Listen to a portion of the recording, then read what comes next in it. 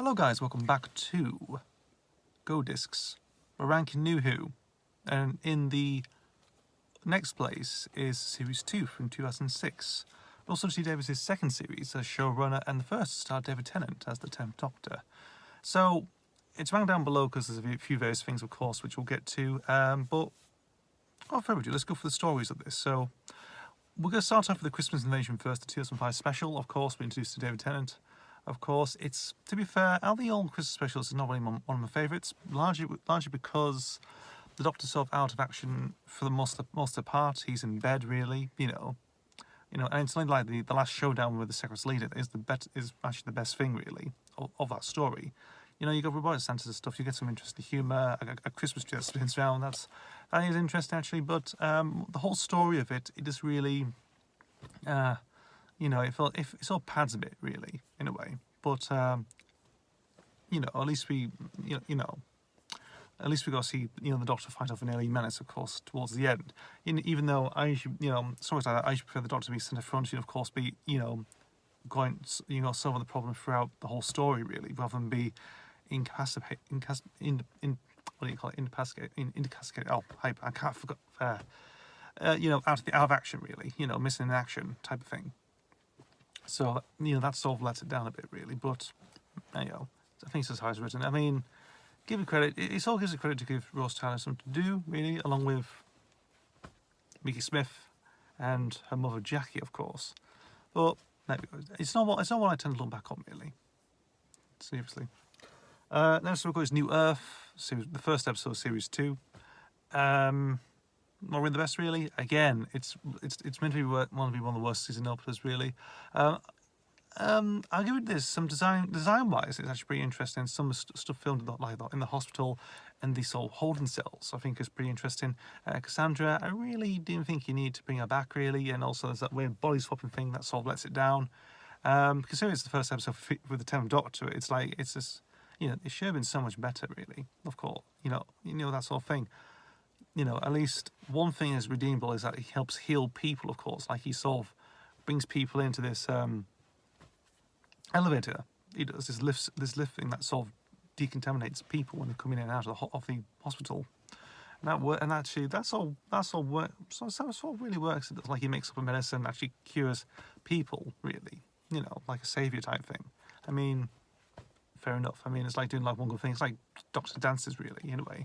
Like, he brings the, you know, he sort of reverts people back to normal from being gas mask zombies. You know, it's sort of like a bit like that, really, but less, not really, you know, less interesting, really. But there we go.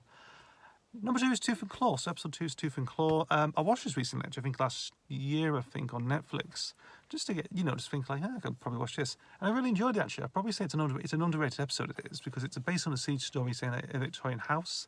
The well designed, I mean, to be fair, the CGI effects on it are not too bad, actually. I really don't mind that, you know, and yes, I just thought it was a really good story, actually. Pauline Collins is great as Queen Victoria. It really, you know, humor-wise, it's a bit strange, really, because it's like a romantic couple humour, as we're going to maybe a little bit. But overall, I really enjoyed it, actually. So it's a very underrated episode. People forget to talk about Tooth and Claw. I really enjoyed it, actually. So that's probably one of the highlights of this series. Next up we've got is school reunion. We've you know, sent a secondary school. The Doctor plays as teacher. We've also got Sarah Jane Smith returning since whenever she's, well, in terms of like the series, I think like the 5 Doctors or something she last appeared in. In terms of television series, she has appeared since The Hand of Fear, 1976. Then you got 5 Doctors. Then you probably got the other stuff like Downtime and whatever and bits and pieces, you know. But she's fully returned along with K9. Pretty good stuff, actually. It's an alright story. I don't mind it, really. Of course, I won't say, you know, I don't say it's top tier, really, but it's decent. It is, you know. There we go. Next up, we've got the Girl in the Fireplace. Interesting story, of course. You know, the clockwork robots, very good design. The whole thing about the whole time minutes thing, of course. Like, one send a spaceship, and also you have this fireplace that leads into 18th century France. It's like, yeah, interesting. You know, and also the body horror as well. Some bits and pieces, like bits of crew members, you know, you see like their eyes and stuff, and a beating heart in the engine. It's like, oh, really? So there are some good points to it as well. I think it's a good story, but what's it lets it down is the whole romantic thing with the Doctor and Renette. That really, it's just all those things. I mean, there's too much romantic stuff throughout this series, of course. Indeed, probably, yeah, that sort of pulls up in it. But there's some good points to it, of course. It's decent. And then we've got a two-parter now. We've got the Rise of the Cybermen and the Age of Steel. Decent story. Again, some like do with parallel universes, parallel worlds, and you've got, Roger Lloyd Pack as well, John Lemire, like a Davros type character, really. Sort of who invents it, really. And yeah, it's all right. It's all right. It's not bad. The designs are a bit flimsy now, of course, like clunky flare flare Cybermen, and yeah, I think it's all right, really. It's not the best, but I think part 2 sort of excels it better. It does, really. So you got part 1 that builds it up, of course, and then it sort of pays off in part 2. It's all right, 2 parts of that is. The Idiot's Lantern's next. A lot of people shit on this story. I don't mind the story, actually. I think a lot of people do because of the whole use of stuff for him with Jamie Foreman as the dad. But overall, I think it's a really interesting story, really. Interesting idea. You got Maury Littman as the Wire. Yeah, I just think it's underrated. I actually do like the Idiot's Lantern. I watched it maybe a couple of years ago before. I just enjoyed it. Then we've got another 2-parter, The Impossible Planet and The Satan Pit. Fantastic. Just brilliant. It's written by Matthew Jones, who wrote Bad Therapy. Brilliant Virgin New Adventures novel. He actually written. Quite a good one. Again, excels his craft on here. It's a shame he'd never written any more. Just very scary, very dark. Toby Zed in possessed form is like, that creeped me the hell out. They did. The Ood, brilliant design. Fantastic alien race design wise. And also you got the Satan as well, or the Beast. It's known as the Beast. Yeah, interesting stuff. So it's again really good 2-parter, very strong, very scary as well, pretty good. It's one of those best 2-parts from the Tennant era ever. Absolutely. And then we've got Love and Monsters. I don't mind Love and Monsters. I'm sort of the people who at least in trying to do something totally different. I don't hate it. It does something different, and I think it's all right. I'm not one of those people who shit on it, really. But I don't mind it, so I'm a bit of a, I'm sort of in that front, really. I think it's not that bad, really. You got Monsters done by Maybach Child for Blue Peter, so that's an interesting thing. You got Mark Warren taking the lead, which is all right, actually. He's a decent actor, Mark Warren. Yeah, that's fine, really. And you got Fear Her, rubbish, really. That's one of the weaker ones.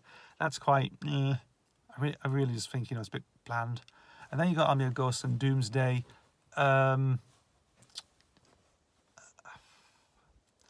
Cybermen get wasted because the Daleks are too powerful. In Doomsday, when the battle it off, the whole thing with Rose and the Doctor, ugh. The thing about that is too romantic. Like she's fallen in love with the Doctor, and it's like that's the main Achilles heel with this series, really. And it's some of the Tennant era, really.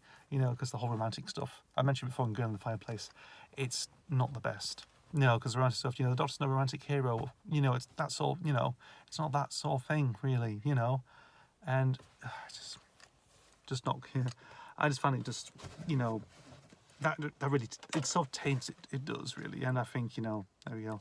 One thing with Army of Ghosts, I've sort of thought about this, could they just do some faces or do something interesting rather than be like a weird silhouette shape? Obviously, it's revealed for the Cybermen, of course, but they could have had some detail to it or something, but, yeah, there we go.